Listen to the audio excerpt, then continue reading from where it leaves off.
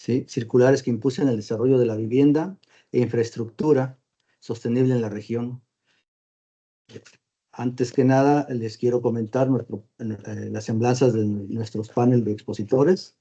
Y empezamos con el arquitecto David Domínguez.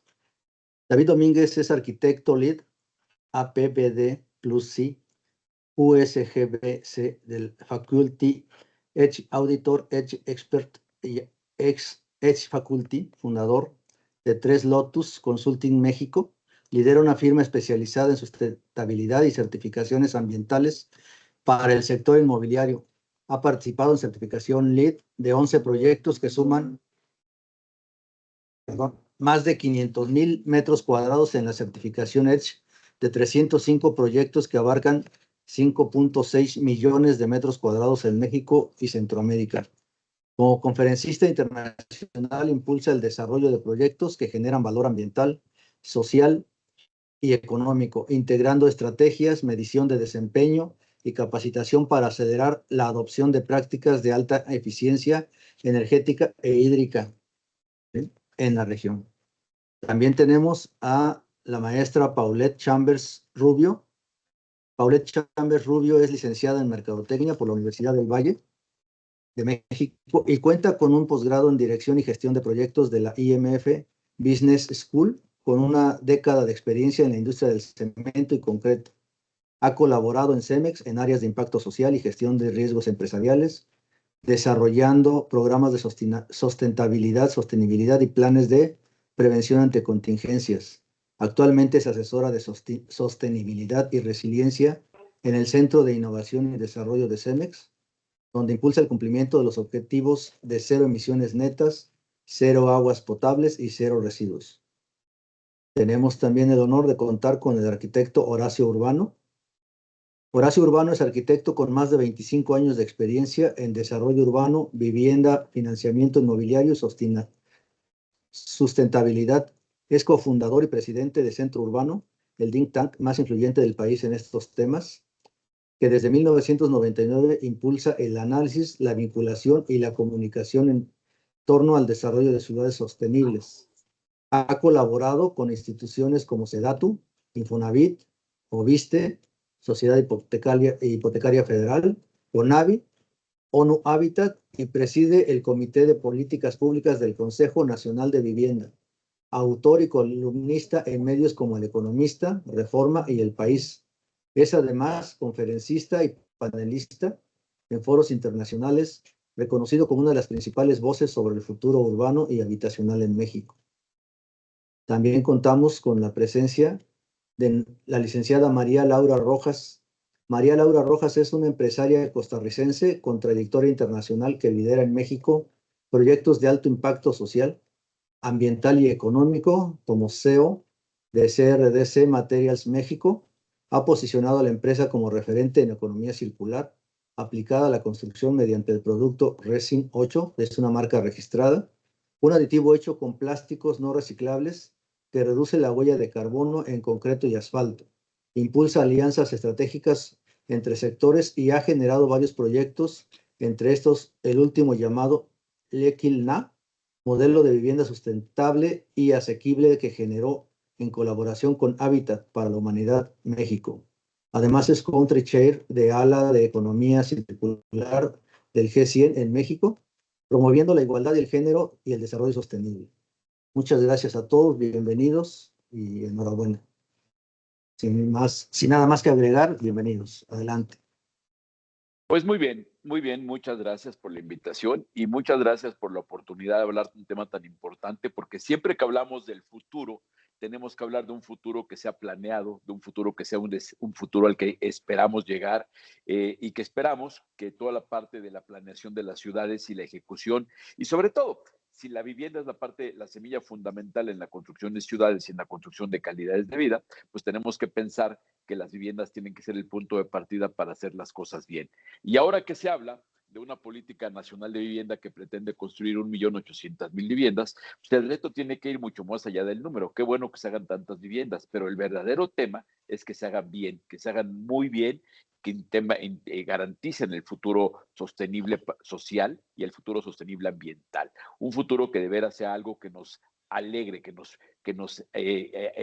incentive a trabajar en favor de eso. Y bueno, de eso va a tratar esta plática. Y sobre eso, pues vamos empezando. La intención es hacer un par de rondas claras con los panelistas para a partir de eso poder entrar en una dinámica más interactiva en función de alguna pregunta que salgan de estos mismos panelistas para irlas respondiendo. Invito a quienes están escuchando a que a través del chat nos vayan haciendo llegar sus preguntas. Al final habrá un espacio para comentar y responder sus preguntas y para poder profundizar y que esto sea un diálogo lo más circular que se pueda. Entonces, hablemos de vivienda, hablemos de sustentabilidad y hablemos de cómo la planeación, el diseño, la construcción, las tecnologías, el diseño de los nuevos materiales y cómo eso se tiene que alinear para trabajar todos en un mismo sentido. Si quieres, vamos empezando, Paulette. Tú tienes una experiencia importante, además desde una de las marcas más importantes que tenemos en México en materia de construcción, que es Cemex, pues seguramente tienes mucho que decir en lo que la sustentabilidad tendría que representar y cómo lograr que la vivienda sea una estrategia fundamental para que esa sustentabilidad llegue a la gente. Adelante, Paulette. Muchas gracias, Horacio, y buen día a todos. Un placer poder estar con ustedes el día de hoy y compartir un poco de cómo visualizamos la vivienda sostenible desde Cemex. Y primero que nada, me gustaría compartirles que desde Cemex consideramos, y creo que es un sentir y un pensar colectivo de la industria de la construcción, que la sostenibilidad tiene que empezar a verse desde el punto de vista de durabilidad de la construcción, ¿no? No podemos pensar que una construcción es sostenible si a los 5 años no solamente pues, va a terminar su vida útil, sino más bien va a requerir un mantenimiento mayor, ¿no? Y ese mantenimiento mayor implica costos, implica residuos, implica más mano de obra, implica mayor incluso pérdida de la rentabilidad de la construcción. Entonces, empezar a hablar de sostenibilidad tiene que ver con durabilidad. ¿Y qué es durabilidad? Pues construir con materiales que realmente estén hechos para la construcción en el sitio en el que va a estar establecido, ¿no? No es lo mismo pensar en el caso de CEMIC Cancún, ¿no? Pensemos en una construcción de vivienda para Cancún versus una construcción de vivienda en Ciudad de México o Monterrey o Sonora, ¿no? Hay que empezar a pensar en construir con base en el sitio, construir con base en para qué va a estar hecha la edificación, ¿no? Y mucho desde ahí trabajamos en Cemex, ¿no?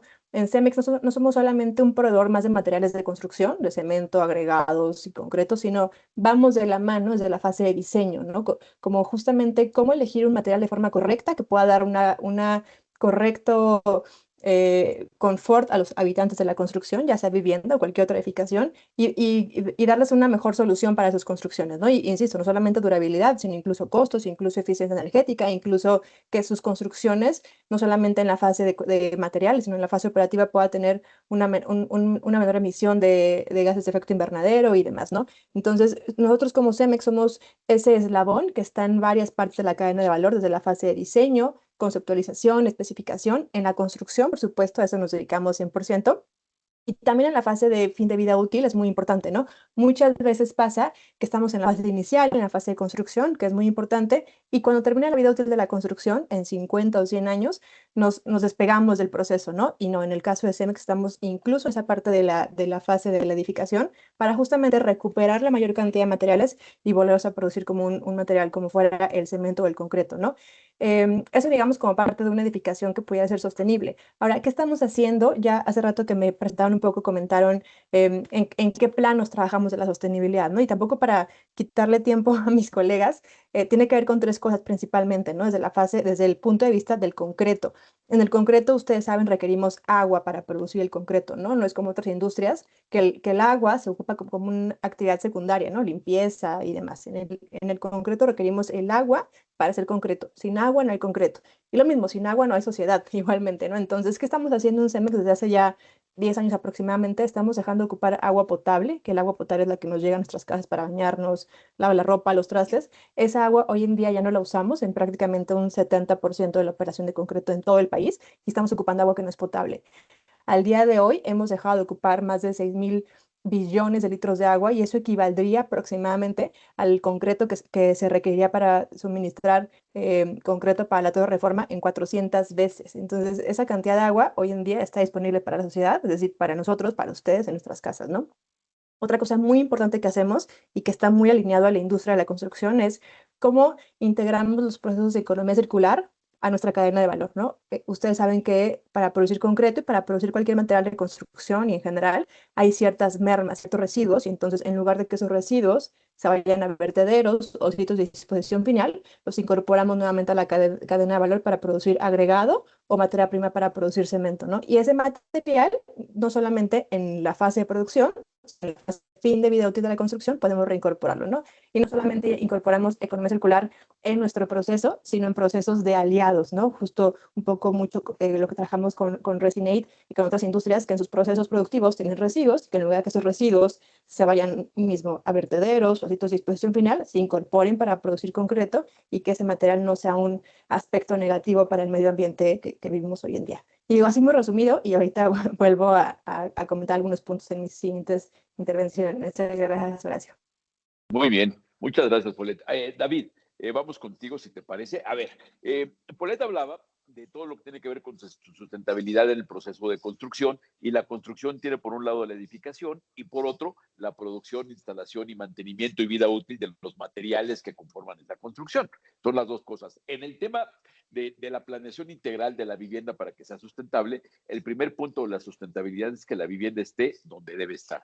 Es difícil que hablemos, lo platicábamos en una sesión previa que tuvimos, es difícil que hablemos de sustentabilidad si de pronto las viviendas están ubicadas lejos de todo, sin acceso obvio y evidente a los servicios públicos. ¿Tú qué dirías? ¿Qué se requiere para que una vivienda hoy sea integralmente sustentable desde su planeación? ¿Y quiénes son los que tendrían que participar en ese proceso para lograr que esto se logre? Muchas gracias, Horacio. Claro que sí, con todo gusto. Considerando que el tema de los desarrollos sustentables tiene que tener tres temas. Tiene que tener un tema social, un tema ambiental y un tema económico. Primero tiene que ser negocio, ¿no? Para el desarrollador, para el que va a habitar esa vivienda, el que la va a comprar. En el punto de vista social, necesitamos que mejore la calidad de vida de las personas, y ahí incluye el tema de la conectividad. O sea, no puedes hacer que pierdan 4 horas del día, 2 horas de ida al trabajo, 2 horas de regreso, que es tiempo que puedes pasar con la familia. Entonces, eso tiene que ver con la planeación desde un principio, todo el desempeño de la vivienda, y bueno, evidentemente el tema ambiental, que sería el uso responsable de los recursos que se necesitan consumir para poder llevar a cabo la vida de las personas dentro de esa vivienda. Entonces, pensando en esos tres temas, lo principal que yo diría sería empezar a pensar desde el punto de vista del desarrollador. Cualquier tema que vaya a impactar la manera en la que las personas van a vivir, los recursos que van a consumir, es en la mesa de dibujo. Es cuando ellos seleccionan el predio, seleccionan el terreno, cuando ellos encuentran la mejor ubicación con la mayor conectividad, etcétera. Entonces, desde un principio, una de las cosas que yo veo es ya no podemos estar pensando en desarrollar proyectos solamente como si fuera pan caliente, que se construya lo más rápido posible, lo más barato posible y venderlo lo más caro, sino más bien pensar en planear desde un principio sobre las personas. Los desarrolladores deberían de tener políticas de diseño y de construcción sustentable para que todos aquellos proyectos que ellos desarrollen estén alineados a mejores prácticas que te generen indicadores para poder presentarlo ante la sociedad como hemos desarrollado tantas unidades de vivienda, lo cual ha mejorado la calidad de vida de todas las personas. Nuestros proyectos tienen conectividad, entonces están conectados con las principales fuentes de trabajo, etcétera, etcétera, ¿no? Entonces, si no tienen claro qué es lo que tienen que hacer, se va a convertir en la misma vivienda que hemos estado haciendo y diseñando y construyendo desde hace 70 años. No podemos hacerla de la misma manera.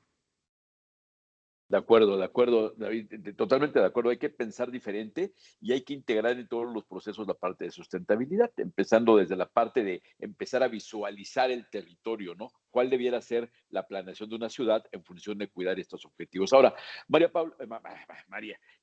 una pregunta.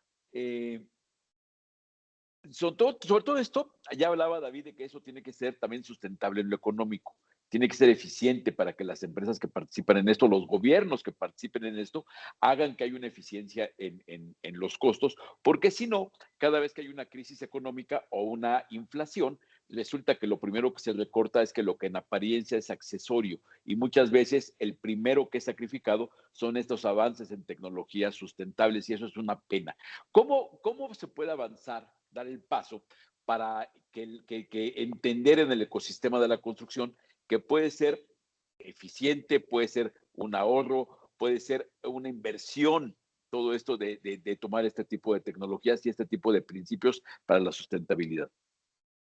Muchísimas gracias, Horacio. Y bueno, gracias a todos. Pues definitivamente eso es algo que repito constantemente y es que en la construcción no podemos verla como algo separado. O sea, muchas veces cuando se genera la planificación de la construcción, normalmente se planifica por elementos. Ejemplo, el concreto, la varilla, el vidrio y así sucesivamente con cada una de las necesidades de materiales para construir, pero cuando se empieza a ver por separado, no se obtiene lo que es el costo-beneficio. Entonces, cuando se empieza a integrar la construcción desde una totalidad y de que muchas veces, por un lado, tal vez vas a tener un costo mayor y por otro lado vas a generar una mejor eficiencia que te va a generar ahorros, tanto en la construcción como en la operación. Te voy a poner un ejemplo, el Resinate. Uno de los beneficios que tiene dentro del concreto es que te puede generar un valor térmico, no te voy a decir que muy alto, pero sí te puede generar un valor térmico que esto va a ayudar con la eficiencia energética del inmueble. O por otro lado, ya si lo empezamos a ver en un tema de peso, dependiendo obviamente de las cargas, podrías llegar a tener un cierto ahorro estructural en el acero, a pesar de que son pocos, porque muchas veces no incorporamos mucho del producto, pero efectivamente es donde podemos irlo correlacionando. Por supuesto, también tenemos la taxonomía sostenible, que también hoy ayuda sustancialmente a poder generar beneficios financieros para que un proyecto integral con certificaciones pueda obtener mejores tasas de interés tanto para el crédito puente como para el crédito hipotecario, porque muchas veces, y siempre ponemos este gran ejemplo, el foco LED. Cuando salió el foco LED hace muchísimos años, era sumamente costoso y las personas muchas veces no querían invertir porque costaba, no sé, tal vez 200 pesos contra 8 pesos que costaba el foco normal. Hoy en día ya hay una gran demanda, el foco LED tal vez te cuesta, no sé, 35 pesos, 40 pesos, pero ya lo vemos como algo normal que ya prácticamente ni siquiera se cuestiona poner en edificios y muchas veces en las mismas viviendas porque sabemos que operativamente también vamos a tener un ahorro. Entonces, sí creo que viene mucho de empezar a integrar la sustentabilidad como una parte importante. Y bueno, ya también si empezamos a analizar lo que implica la resiliencia climática de los inmuebles y muchas otras cosas, creo que tendríamos mucho tema para rato. Sí, sin duda, sin duda. Ahora, Paulette, parte del tema de lo que está pasando en la sustentabilidad es que a veces el sector privado por diferentes cosas avanza a otra velocidad que el gobierno. Ya llegaremos, y seguramente ahí, David, le voy dejando el tema, para ver cómo habría que armonizar los avances que está viendo en la forma de entender, en la forma de planear, en las tecnologías, cómo habría que armonizarlo para que la regulación o lo permita o lo fomente o lo incentive. Ahora, en el caso de Cemex y de lo que tú conoces, de todo lo que está haciendo en tema de sustentabilidad, ¿cómo consideras? ¿De dónde están llegando los avances? Porque me queda claro que las grandes empresas están gastando mucho dinero en investigación para ver cómo se desarrollan nuevos materiales. ¿Cómo se cierra el círculo para lograr que esta innovación y de pronto viendo el catálogo de Cemex se encuentre uno con productos que son sencillamente maravillosos? ¿Cómo lograr que esa que están haciendo de desarrollo tecnológico se pueda traducir en proyectos terminados? Totalmente, tiene que ver no solamente con quien produce el material, sino con quien lo solicita, ¿no? Muchas veces Claro. pasa eso, ¿no? Tú fabricas el mejor material del mundo, innovador, sostenible, y nadie lo quiere, ¿no? Porque no hay un incentivo, porque no hay conocimiento, no le ven el beneficio, ¿no? Y mucho de lo que creo que es indispensable hacer es que, y que de hecho es una base de la pirámide y del fundamento de la sostenibilidad, no se tiene que trabajar en silos, ¿no? Y también lo comentaba un poco María Laura, no hay que trabajar como productores de concreto, de cemento y aparte el de acero, ¿no? Tendríamos que verlo, estar en la misma mesa al mismo tiempo todos los actores, ¿no? Es un factor de alianzas al final del día. para que podamos lograr o llevar a buen puerto la sostenibilidad en términos de los tres pilares, ¿no? Económico, social y ambiental, ¿no? Y una parte muy importante que comentabas tiene que ver con que está la iniciativa privada, que somos todas las empresas que producen materiales, el constructor, el diseñador, los despachos asesores y demás, y cómo está el gobierno, ¿no? Efectivamente, creo que no estamos al mismo nivel hoy en día. No quisiera decir que estamos muy separados, pero no estamos al mismo nivel. De entrada, con eso quisiera compartir. Pero creo que ya tenemos una base inicial, ¿no? Ya tenemos una base en donde las principales empresas, como le decías, ya estamos trabajando al respecto. Y mucho vamos también de la mano, tanto empujándonos como siendo empujados también por quien usa el material para que se vayan formando cada vez más normas, más reglamentos de construcción que tengan el contenido necesario, ¿no? También lo comentaba María Laura, tenemos ya hoy en día la taxonomía, o sea, digamos, tenemos varios instrumentos disponibles y adecuados para hacerlos, para aplicarlos, sin embargo, falta alinear todo, conjuntarlo y llevarlo a buen puerto, ¿no? Por ejemplo, en CMX ya tenemos disponible en el reglamento de la construcción, en ciertos apartados, el uso de concretos bajos en carbón, ¿no? Ya lo especifica, entonces, cosas como esas, incluso concretos con materiales reciclados, no solamente de concretos, sino de otros residuos, ya sea plástico u otros materiales de otras industrias, que se empiecen a incorporar, ¿no? Y luego pasa lo que muchas veces pasa en las industrias, que está el reglamento, pero falta la norma, ¿no? O están los dos y falta la vigilancia, ¿no? Entonces, muchas veces falta eso, ¿no? Nada más como cerrar el eslabón entre cada uno de los actores para que podamos llevarlo a buen puerto. Y yo diría nada más que cuando las empresas lo empezamos a hacer, como hoy en día lo hacemos Cemex y muchas empresas más de la industria de la construcción, lo hacemos porque lo vemos como una estrategia de valor a largo plazo, ¿no? Quizá hoy en día no nos lo exige nadie en algunos de los puntos o casos, pero sabemos que en un futuro, y ojalá cada vez más cercano, lo van a exigir y ya estamos un paso adelante para poder, en el momento que lo exijan, tener resultados positivos. David, platicábamos de que hacía falta la armonización. En algunas industrias, la cosa automotriz es muy evidente. Ya está planteado que para el 2030 se van a dejar de producir vehículos a gasolina. Y de pronto pareciera que lo vemos como, pero en el 2030, y falta medio minuto. En el caso de la construcción, yo estoy seguro de que llegará el momento en que los bancos no financien un proyecto que no sea sostenible, en que las hipotecas no se le den a una vivienda que no sea sostenible, y eso será un proceso que va a acelerar todo esto. Y quizá ahorita que estamos un poco viendo cómo pareciera que se avanza mucho más lento de lo que quisiéramos, de lo que deseáramos, de lo deseable, pero de pronto, ¿dónde ves tú que puede estar esos aceleradores, esos factores disruptivos? La pandemia fue uno de ellos. La pandemia nos impulsó a mucho de lo que estamos hoy viviendo. Si no hubiera sido la pandemia, a lo mejor seguiríamos trabajando, no tendríamos tan evidente lo del trabajo a distancia. ¿Tú dónde ves los espacios de oportunidad para armonizar lo que estamos viendo en tecnología, que ya lo estamos viendo, ya hay, vaya, la inteligencia artificial debe servir para muchas más cosas que para hacer memes, ¿no? ¿Cómo estás viendo tú la posibilidad de armonizar esto con, ya lo decía Paulette, con leyes, normas, reglamentos, con todos los vehículos normativos que definirán que esto se implemente? Yo creo que primero va a tener que venir el tema de la necesidad que tenemos como país para reducir la huella de carbono. Se supone que debemos de reducirlo en un 35% para el año 2030. Y creo que no estamos haciendo grandes avances al respecto. Entonces, para empezar, para cumplir con todos los compromisos internacionales, sí o sí tienen que ir, y eso tiene que venir apuntalado por normas, por exigencias y eso. En México ya se exige desde hace algo de tiempo en algunos estados el reporte de las emisiones que tienen las empresas. Entonces, para empezar, ya es norma. Tenemos el caso de que pudiera ser que existe lo que comentaba Paulette. Existe, pero no se sabe cómo se pregunta, no se sabe cómo, o sea, cuál es la ventanilla en donde yo ingreso mi información. Pero las normas ya existen y son a escala estatal. También con la reciente creación de las NIF, las normas de información financiera, año con año todas las empresas ya tienen que reportar cuáles son su situación financiera, sus desempeños, los activos, en dónde están ingresando capital para el mejoramiento de los proyectos, etcétera. Entonces, si no lo tienes, no vas a poder salir a bolsa, no vas a poder solicitar un crédito, etcétera. Nos ayudaría muchísimo, la verdad, que desde el gobierno existiera una opción, algún beneficio financiero. O sea, que no nada más que sea el castigo de te vamos a multar o te vamos a cerrar, sino que también te vamos a premiar si lo haces. Y hay que Claro. considerar algo, el gobierno no lo va a poder hacer solo. O sea, no va a aparecer de repente algo que absorba todo el carbono que estamos emitiendo de México porque esa es a escala global. Y otro tema que es importante es que el presupuesto siempre es un problema, incluido al gobierno. Entonces las empresas van a tener que entender, si no es por las buenas, va a ser por las malas de en adelante, se te va a multar porque es un buen ingreso para el gobierno, taxar el carbono.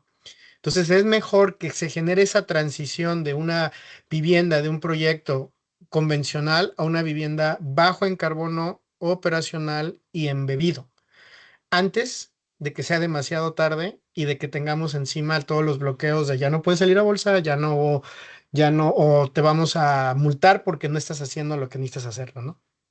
Sí, además de que ese recurso que se pueda cobrar, de alguna forma puede servir para pagar los costos que se puedan generar por esto. Vaya, hay que entender que es un poquito como cuando se cobra un recurso por obras de mitigación. Es bueno que se cobre. Tenemos que tener una mentalidad más abierta, más integral de cómo se pueden lograr estos cambios. Y obviamente los privados pueden hacer mucho, pero tiene que ser con una alianza definitiva con el gobierno. Ahora, María Laura, platícame. Tú que estás haciendo un esfuerzo grande por andar hablando de estos temas pues, en varios lugares, no nada más en México, seguramente te encuentras con muchos cuellos de botella. Hay lugares donde a veces la estructura de los gobiernos, el federalismo de México, a veces hace que las decisiones estén tan centralizadas que ponen difícil cómo debiera ser la interacción con lo que pasa en las localías, ¿no? Me parece que en el caso de Quintana Roo es muy evidente que ellos tienen una localidad tan fuerte que va por encima de lo que puede decir el gobierno. Sin embargo, hay veces donde se tocan las cosas, ¿no? O sea, la política de vivienda es una política nacional, y sin embargo, tendríamos que ver cómo lo vamos aterrizando. ¿Tú cómo percibes este ideal de una vivienda sustentable? ¿Cómo lo percibes entre lo que estás viendo en el día a día y lo que sería deseable? Pues fíjate, Horacio, que eso es muy interesante porque justamente ahorita con David tuvimos la oportunidad de trabajar en colaboración para un proyecto de vivienda que no es ni siquiera un proyecto de vivienda social, y además de eso estamos trabajando ahorita un proyecto de vivienda social, de interés social o interés medio. Esos son dos ejemplos completamente diferentes, pero lo interesante han sido los indicadores que hemos logrado generar, al menos primero con Lequilna, que es un proyecto que desarrollamos con Hábitat para la Humanidad, que además es un proyecto de autoconstrucción, el primer proyecto de autoconstrucción certificado EDGE a nivel mundial, porque se genera todo un acompañamiento técnico de la mano con Hábitat para la Humanidad, donde las comunidades indígenas logran generar este proyecto de autoconstrucción, y en paralelo también estamos ahorita desarrollando un proyecto de vivienda carbono neutro. Ha sido muy interesante porque hemos podido visibilizar no solamente los impactos en reducción de huella de carbono, sino también un poco lo que son los impactos con ciertas mejoras mínimas, como lo que son tubos ahorradores de agua, por supuesto lo que son focos ahorradores de luz, duchas ahorradoras de agua, los baños también, que igual que tienen un menor, digamos, consumo de agua. Y lo interesante de eso es que cuando esto lo empiezas a multiplicar, como bien decías al inicio, por 1,5 millones, 1,8 millones viviendas, estamos hablando, por ejemplo, que de aquí para lo que es del 2026 al 2030, más o menos al gobierno le van a quedar 1,5 millones de viviendas por construir. Y datos interesantes que hemos sacado, sobre todo no solamente es el ahorro en temas de reducción de carbono, que más o menos estaríamos hablando con base a los datos que sacamos del Equilna, alrededor de 377 millones de toneladas de CO2 evitadas, sino que también son los ahorros del consumo de agua en metros cúbicos, que estamos hablando de casi 2,5 millones de metros cúbicos de agua que no se consumirían por año. Esto con datos muy similares a lo del Equilna, o en consumo de megawatts alrededor de 57,5 millones de megawatts por año que no se consumirían. Entonces, ¿qué sucede? O sea, que cuando ya empezamos a maximizar los datos de viviendas, de cómo podemos generar una operación mucho más sustentable, pues entonces eso también se traduce a que operativamente pues el gobierno no tiene que venir a cubrir esa demanda, porque ya esa demanda no se va a generar porque vamos a tener esos ahorros. Entonces también empezamos a eficientar todo lo que está en este momento, porque también sabemos que en este momento pues no se están cubriendo las necesidades energéticas. También hemos visto sequías en México, en muchos lugares, y todo eso pues también viene a impactar positivamente para que el gobierno pueda eficientar sus recursos e invertirlos pues en otro tipo de infraestructura. Además de que estamos mejorando lo que es el uso de materiales que mejoran la eficiencia energética, que además de eso, por ejemplo, en el caso de Resinate, que dejamos de utilizar agregado natural por un agregado sintético, dejamos de impactar significativamente el medio ambiente. Conocemos también las problemáticas de los bancos de agregados. Hoy en Nuevo León hay varias canteras que están cerradas, y así te podría decir las problemáticas que se van generando en paralelo. Entonces, Yo creo que es lo que te digo, o sea, el integrar la construcción sustentable, y esto lo llevo a vivienda, pero lo podemos llevar a infraestructura vial, lo podemos llevar a una serie de proyectos diferentes para el gobierno, pero bueno, con la vivienda esos son algunos datos interesantes que se pueden generar y que por supuesto ayudan a los gobiernos a llegar a sus indicadores, como bien decía David anteriormente. Sí, porque como dices, María, el hecho es que cuando se hace vivienda, pero se hace también comercio, se hace todo. No nada más es hacer vivienda, se hace ciudad, se hace hábitat, y eso implica producir todo tipo de insumos, ¿no? Ahora, Paulette, ¿cómo hay, tú crees que con todo lo que se ha avanzado y en la época que vivimos, que estamos conectados aquí en un webinar y que las empresas son tan de vanguardia, ¿tú crees que se está teniendo la comunicación del nivel de calidad necesario para que la industria de la construcción, los desarrolladores inmobiliarios estén dando el cambio? Pero digo, porque me queda claro que se están haciendo un esfuerzo enorme a nivel conceptual, a nivel de investigación para tener los materiales y los nuevos conceptos, vaya desde el concepto, ¿no? Desde el concepto de cómo debiera ser la forma de entender la arquitectura de una vivienda está cambiando. ¿Cómo debiera ser esa vivienda del mañana y cómo se debiera hacer para que toda la cadena de valor que interviene en su producción esté en el mismo sentido? Porque de nada sirve que tengamos estos conceptos si cada quien lo entiende diferente. Híjole, creo que esa es la pregunta del millón, siempre he pensado, ¿no? O sea, ¿cómo hacer una vivienda que sea sostenible, pero de verdad, ¿no? No solamente con que, ay, reciclas el agua de la lluvia, ¿no? O la de la lavadora, ¿no? Que eso está bien, pero pues es uno de mil cosas, ¿no? Creo que la clave está en eso, en hacer un diseño de la casa en ese sitio, ¿no? O de la vivienda en ese sitio, ¿no? No es lo mismo, creo que lo comentaba al principio, no es lo mismo hacer una vivienda residencial, un intersocial o cualquier nivel en Monterrey, a una en CDMX, a una en Puebla, a una en Cancún, a una en una zona no urbana, ¿no? Creo que tenemos que empezar a ver, perdón, lo particular, ¿no? Encontrar qué es lo que ese grupo de la sociedad, esa familia, ese entorno, esa comunidad va a requerir para que en realidad pueda ser sostenible, ¿no? Una cosa muy importante también, creo que es cómo involucramos al usuario final en esa construcción para que la sostenibilidad pueda estar a lo largo de la construcción, ¿no? Muchas veces pensamos que el constructor o el que ofrece el material o el asesor o solamente un eslabón puede lograr la sostenibilidad y en realidad quien va a permanecer más tiempo en la construcción va a ser quien la habite, ¿no? Va a estar ahí 50, 100 años, 200 años si fuera posible, ¿no? Entonces tenemos que encontrar cuál es la necesidad de esa sociedad, de esa comunidad o familia para que la construcción en realidad pueda ser sostenible para ellos, ¿no? Si no, estamos haciendo ideas al aire y en realidad nunca aplicamos lo que la sostenibilidad es, ¿no? Entonces, tiene que estar diseñada con base en la necesidad de esa comunidad y que la comunidad sea partícipe al respecto, de forma muy general, ¿no? David, esto obviamente hay muchos conceptos, hay mucho conocimiento ya, el tema es implementarlo. Hay cosas, por ejemplo, a mí me llama la atención que hay alguna empresa que ha intentado hacer vivienda pasiva y de pronto se atora con la regulación de la reforma energética. O hay empresas que han intentado hacer un uso más inteligente del agua en los proyectos habitacionales y lo mismo con la ley del agua, ¿no? Entonces, ¿tú cómo percibes esta capacidad de innovar? ¿Hacia dónde percibes que debieran ser las batallas? ¿Cómo tendría que ser el proceso para que unifiquemos visión, como dice Paulette? O sea, primero pongámonos de acuerdo qué es lo que queremos para ver en ese sentido cómo se construye el andamiaje que permita llegar a ese punto. Yo creo que primero deberíamos de tener claro hacia dónde queremos ir. O sea, estamos hablando de una vivienda cero energía, una vivienda cero carbono, una vivienda cero agua, una vivienda de qué tipo. Entonces, ya una vez teniendo claro hacia dónde queremos caminar, vamos a llamarle ahorita desde el punto de vista de sustentabilidad en el uso de los recursos. Una vivienda que consume menos energía y que consume menos agua.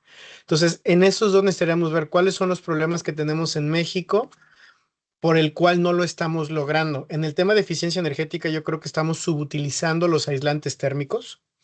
Necesitaríamos buscar algunas otras alternativas para generar confort que genera reducción de consumo energético, como por ejemplo, en Ciudad de México el año pasado fue demasiado caliente.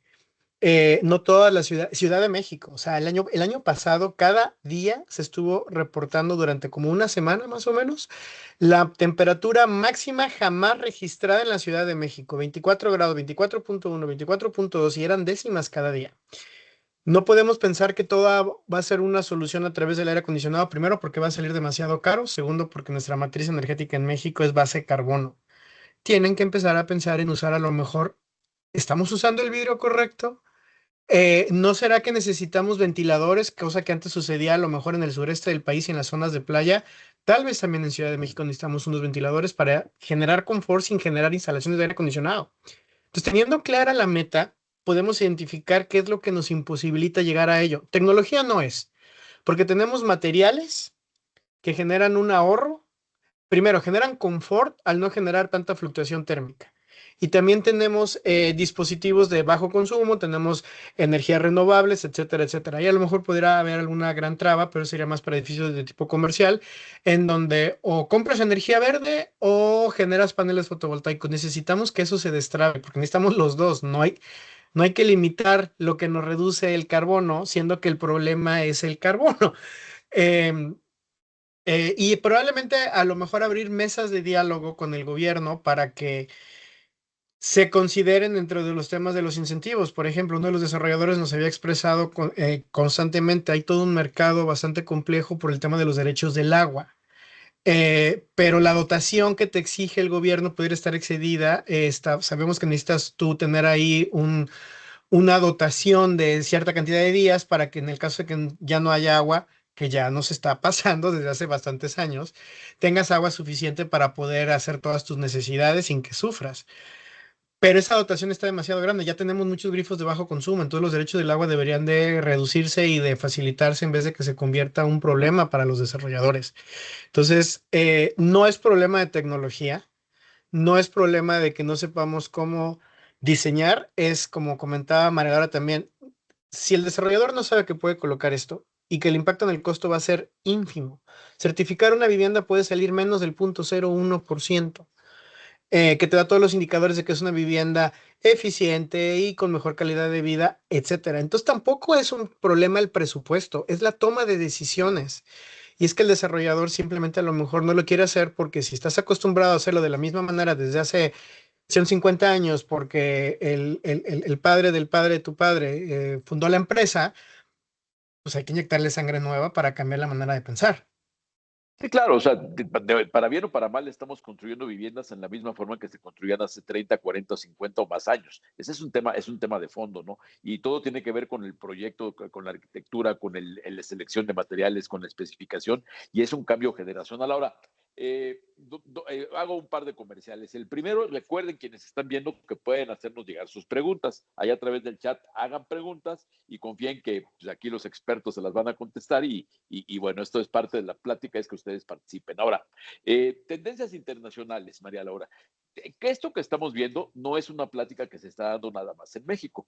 En todo el mundo se está hablando de cómo hacer vivienda más sustentable, de cómo hacer vivienda más eficiente, de que la vivienda acá, por otro lado, cada día la vivienda es más cara y pareciera que a la gente no la alcanza. ¿Cómo lograr que sí la gente la alcance para la vivienda y además que esa vivienda sea sustentable? Decía David, y tienes razón, hace unos días veía publicado de que los 3 años recientes han sido los del registro más alto de la historia. Y lo más preocupante de eso es que es posible que esos 3 años más altos en temperatura sean los más bajos si los medimos con los años que vienen. Entonces eso, la verdad es que es una trampa terrible que todos los que estamos en esto conectados tendríamos que estar preocupados. No tendríamos que estar preocupados y la industria de la construcción, siendo la urbanización, el proceso de hacer ciudad, uno de los más contaminantes, pues al mismo tiempo ahí debieran estar las soluciones, ¿no? ¿Tú cómo sientes en cuanto a lo que has visto de experiencias internacionales para acelerar el proceso de implementar toda esta forma de entender la vivienda? Pues fíjate que es muy interesante porque además de eso, súmale que nosotros yo creo que estamos en la gloria. O sea, si te vas a Estados Unidos, en este momento Estados Unidos tiene una problemática muy importante con el tema de construcción, de materiales de construcción. Nosotros tenemos, por ejemplo, un socio ahorita en Hermosillo que nos estaba indicando de que ellos ahorita están cotizando block para poder venderle a una empresa de Estados Unidos y Canadá para que lo lleven desde Hermosillo y lo empiecen a generar en Texas, a colocar en Texas porque pues, sale más económico. Entonces, imagínate cómo estamos hablando también de lo que son materiales de construcción y lo que es construcción de vivienda. Ya si te vas a lo que es la mano de obra con todas las políticas macroeconómicas que están sucediendo en Estados Unidos, que por ejemplo aquí también algo que sucedió, un fenómeno, por ejemplo, aquí en el estado de Quintana Roo específicamente fue el fenómeno, por ejemplo, cuando empezó el tema del REPSE, habían muchos obreros que pues venían de Centroamérica para trabajar aquí. Se pone el REPSE y entonces en ese momento pues obviamente mucha gente no podía contratar a estos obreros y por otro lado también con lo que pasó con el Tren Maya, Esa fue otra de las razones. Por ejemplo, anteriormente tal vez un obrero ganaba 100 pesos y con el Tren Maya se fue a 150 pesos, más las prestaciones de ley, que es muy bueno para los obreros, pero eso también viene a generar una demanda, porque también hay muchísimas empresas construyendo, generando proyectos en todas las diferentes áreas de Quintana Roo.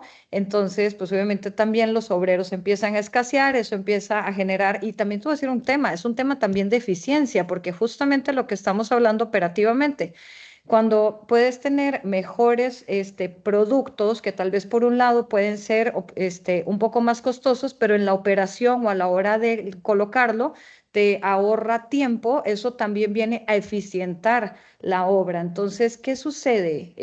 Yo creo que sucede, ¿qué es lo que te digo? Que muchas veces vemos la construcción como pasos singulares y no la podemos ver así. Mira, yo a mí me han puesto ejemplos, por ejemplo, desarrolladores en donde nos decían, mira, si nosotros pudiéramos reemplazar con el Resinate el relleno, o sea, ellos le metían poliestireno de relleno a las viviendas para poder generar el factor térmico, y ese poliestireno para generarlo internamente tenían que esperar a tener, no sé, por decirte, 20 viviendas construidas con las características para que viniera la persona que rellenara esas 20 viviendas al mismo tiempo. Entonces, ¿qué pasa? Que ya no las podían seguir avanzando hasta que tuvieran los 20 cascajos de esas viviendas, ya las rellenaran y ya después podían continuar. Y así muchas veces hay tiempos muertos en la construcción que no los valoramos. Entonces, yo creo que cuando podemos eficientar el diseño, cuando se trabaja con empresas como lo que es Trilotus, por ejemplo, o con otras empresas que te vienen a dar una asesoría de materiales sencillos.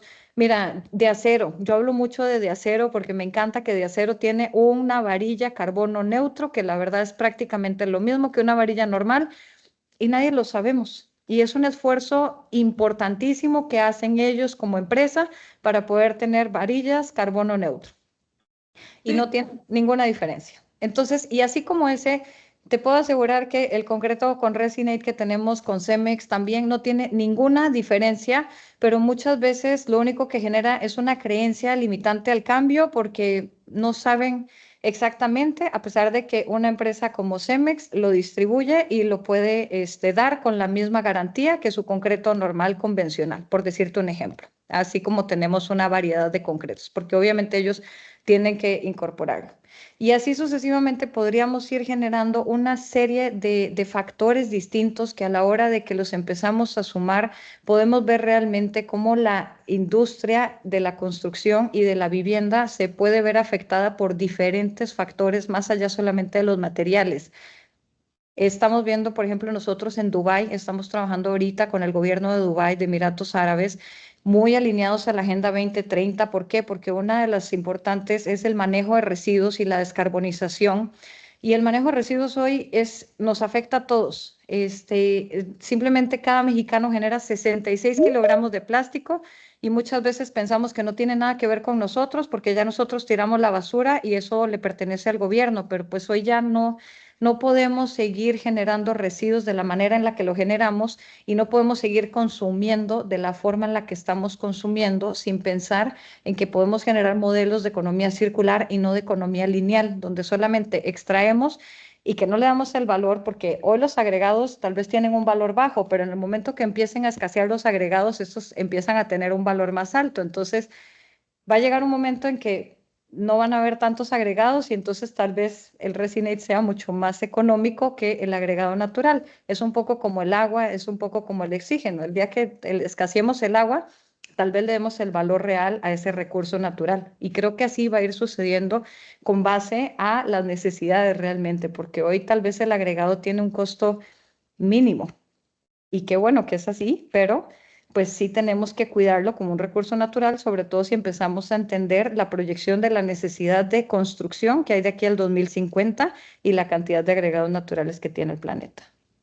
Bueno, lo que pasa es que en eso que comentas, parte de esto, de estar ustedes trabajando en las respectivas empresas en que esto pase, también habría que estar trabajando en un proceso de culturización de la sociedad para que la sociedad también esté en el mismo canal, porque a veces pareciera que la sociedad a veces desafortunadamente no está enterada de esto, la cadena de valor de la industria a veces no está enterada de esto y hay que hacer una labor importante con los desarrolladores, con los directores responsables de obra, con los arquitectos, con los que especifican, ¿no? O sea, es un tema importante decirles, a ver, tenemos un problema común, bueno, muchos problemas comunes. Primero, quisiéramos llegar al 2050, pero quisiéramos llegar vivos. Para llegar vivos hay que ser sustentables y hay que cuidar el medio ambiente. Quisiéramos llegar con calidad de vida, pues hay que generar vivienda y hay que generar ciudades eficientes. Entonces, como que habría que poner las prioridades para poner que nuestra ruta crítica vaya en ese sentido. A ver, tengo por aquí un comentario de Amira Vázquez que dice necesidades materiales de la zona y consideración del clima. Como bien sabemos, son las bases del diseño. Sí, por supuesto, ha sido el eje de esta plática, hablar precisamente de cómo poner todos estos factores y poner por delante un objetivo común y muy claro, ¿no? Daniela Soto pregunta, va para ustedes, a ver, ¿qué estrategias tienen mayor impacto en la sostenibilidad y qué son más eficientes hablando de recursos financieros? Materiales verdes, mantener flora nativa, paneles solares, aislamiento térmico, orientación del edificio. ¿Dónde habría que poner el énfasis? ¿Quién responde? Venga. A mí me gustaría dar un comentario ahí. Primero, algo que hay que entender es que la vivienda que se construye, como lo mencionaban hace un momento, la vivienda que se construye en Ciudad de México no puede ser la misma que la de Cancún, no puede ser la misma que la de Toluca, ¿ok? La sustentabilidad y la eficiencia se da a escala local. ¿Por qué? Porque uno tendrá problema de frío y calor, otro nada más de frío, otro a lo mejor nada más de calor, y eso hace que la orientación y el tipo de proyecto no es lo mismo un apartamento que una casa. Una casa tiene 4 fachadas expuestas y un apartamento compartes muros, entonces la fluctuación térmica es muy diferente. Primero es, lo más, hay que ocupar el sentido común. Primero reduce la demanda, hazte eficiente.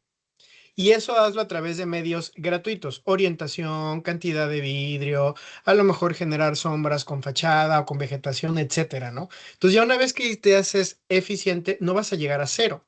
Entonces empiezas a meter temas de eficiencia que a lo mejor tienen un costo.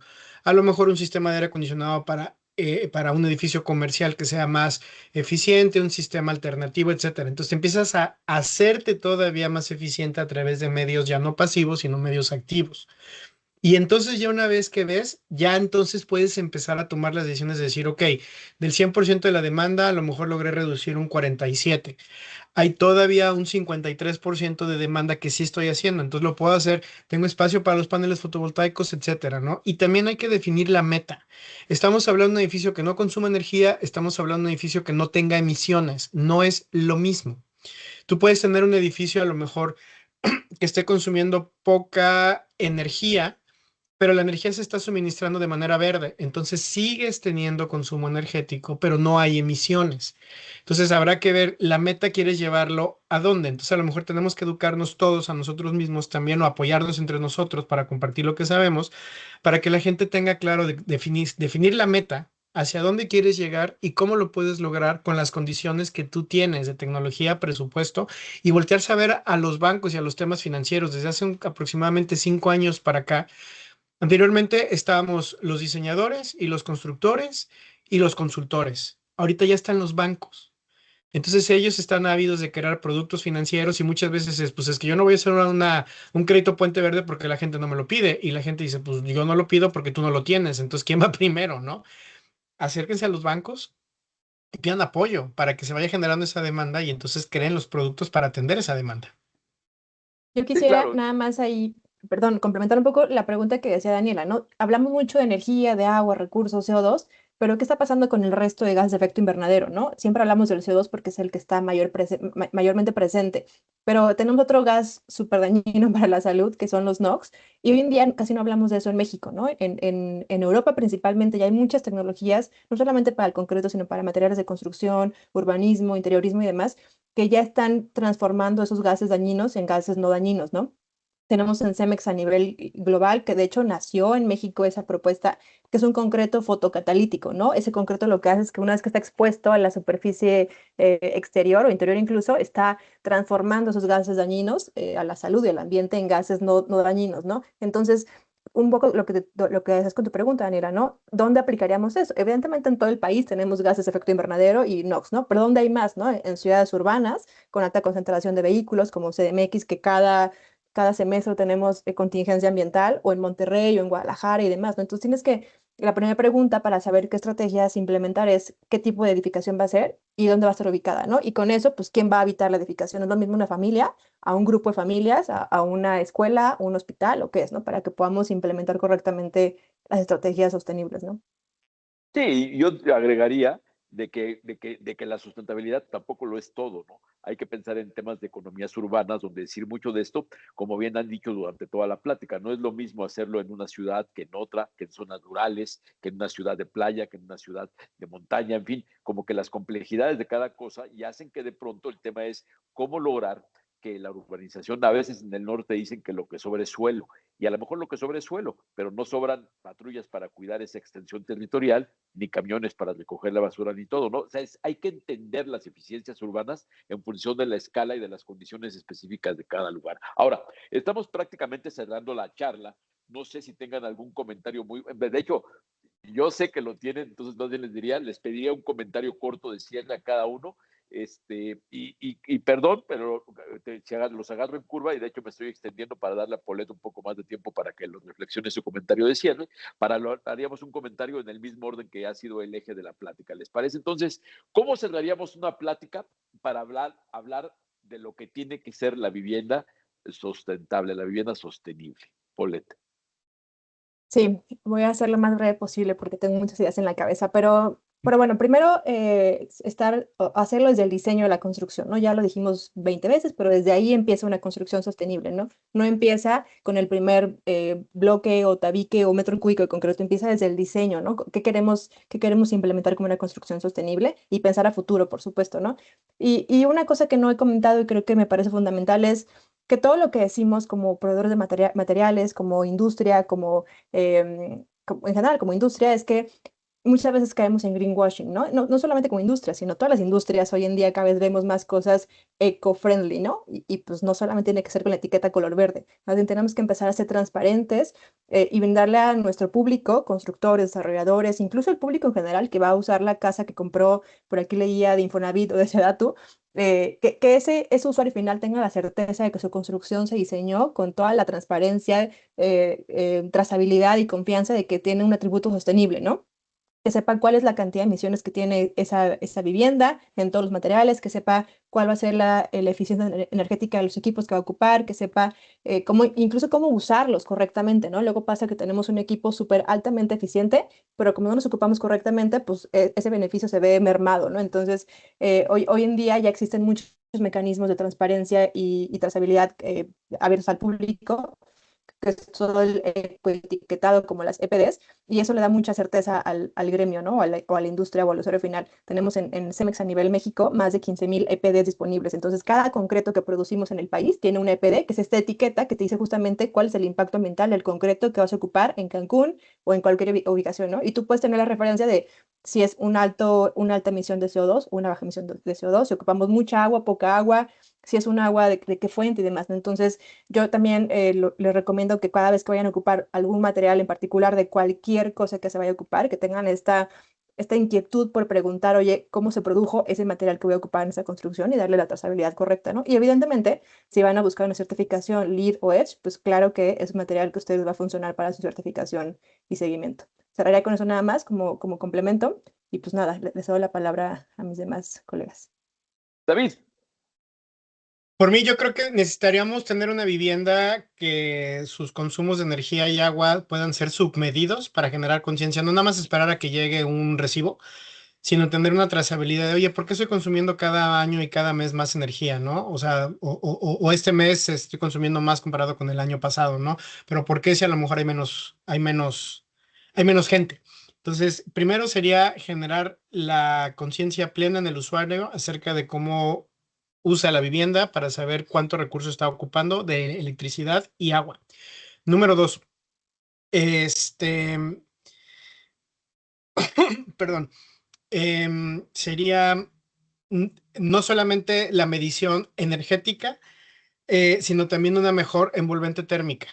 O sea, necesitamos empezar a construir ya más con aislantes térmicos, ya no solamente el material más rápido, el más sencillo, el que está nada más ahí, el que venden en la esquina o el que venden en el pueblo vecino, ¿no? Sino empezar a pensar en otros sistemas, sobre todo cuando es el mismo costo y tiene mejores eficiencias. Por ejemplo, el concreto con Resinate, que mejora ligeramente su valor térmico, te ayuda a mitigar un poco más el calor. No resuelve el 100%, pero se desempeña mejor. Y además eso tiene unos indicadores de bajo carbono demasiado interesantes.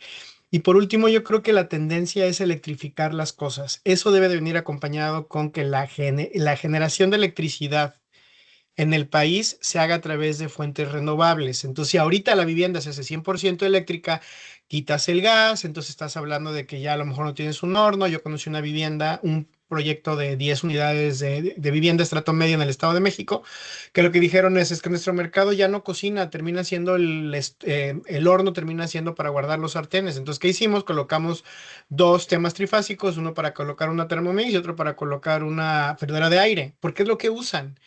Entonces, electrificar la vivienda es la gran tendencia, electrificar todo es la gran tendencia, porque poco a poco la matriz energética de cómo generamos electricidad se va limpiando, entonces eso va a ayudar a reducir el tema de la huella de carbono.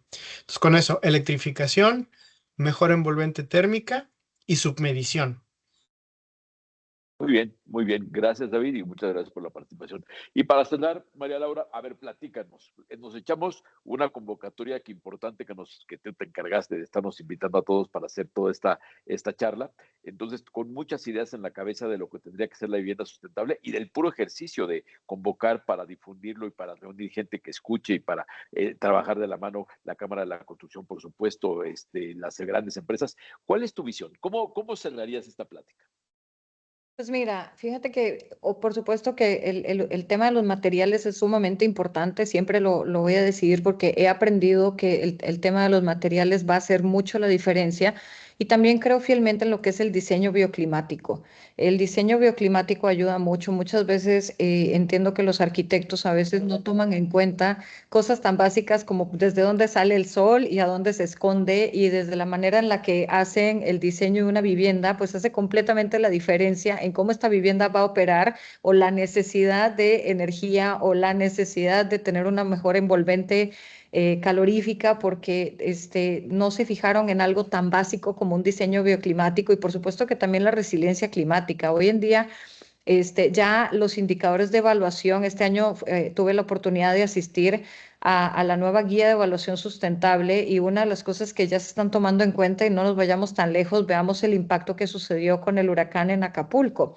Acapulco era una ciudad que no tenía las condiciones básicas para recibir un huracán de esa índole. Yo que vivo en Cancún y recibo últimamente en los últimos años varios huracanes, nos ha tocado recibir y veo no solamente la cultura que tiene la ciudad y el estado para poder recibir los huracanes, sino también, pues por supuesto, la infraestructura que está diseñada para poder recibirlos. Y eso ya está pasando en muchos lugares, que los lugares no tienen la infraestructura para los climas fríos, o sea, ya vemos en estados de Estados Unidos que las tuberías se terminan congelando y se terminan explotando porque no están adecuadas para los climas fríos, o por ejemplo, si nos vamos a Hermosillo, las viviendas cada año son más calientes los veranos y por ende las viviendas pues ya necesitan cada vez un envolvente mayor. Ahorita estamos haciendo un ejercicio muy interesante del Resinate con los envolventes. Entonces yo creo que hay que empezar a valorar también de que el cambio climático está afectando las inversiones y que podemos a través justamente de lo que es el diseño bioclimático, el uso de materiales, generar una eficiencia en la operación, por supuesto, de la vivienda para dejar de impactar y que por ende estos impactos se puedan empezar a generar un retroceso en el calentamiento global, porque realmente lo que estamos viendo es el efecto de que año con año se calientan los océanos. O sea, veamos el problema del sargazo aquí en Quintana Roo también, cómo se genera una afectación año con año, que eso viene a deteriorar el turismo, a que todas las inversiones que hay de hotelería para recibir a los turistas se han visto pues ahora sí que mermadas y todo eso va generando impactos macroeconómicos. Entonces yo sí diría que definitivamente abrirse a utilizar materiales diferentes, por supuesto como Resinate hay muchísimos otros porque conozco muchas tecnologías diferentes, pero también mucho lo que es esta parte del diseño bioclimático. Yo creo que eso es súper importante, empezar a entender realmente cómo funciona cada uno de los lugares y entender que no podemos construir de la misma forma y con los mismos materiales. Muy bien, María Laura, muchísimas gracias de una vez por la invitación. Y bueno, ¿qué tal si cerramos devolviendo la palabra al maestro Andrés de la Cámara de la Construcción Quintana Roo para que nos dé unas palabras, un mensaje de cierre de este webinar? Claro que sí, muchas gracias a todos los asistentes, muchas gracias por escuchar esto tan interesante. Creo que la tendencia finalmente, entiendo a partir de ya o a partir de, estamos, como dicen, estamos un poquito atrasados, es realmente eficiencia energética y construcciones sustentables. Platicando también con respecto a lo que sucedió en Acapulco y lo que trabajamos acá en Quintana Roo, realmente la Cámara Mexicana es partícipe también sobre los reglamentos de construcción y hemos estado trabajando y dando esos lineamientos y cada vez aprendemos más al respecto. Es importante y solicitaría todas las cuestiones de laboratorio que tengan de sus pruebas de materiales, porque eso es parte para que ingrese a un reglamento, a unas normas técnicas complementarias.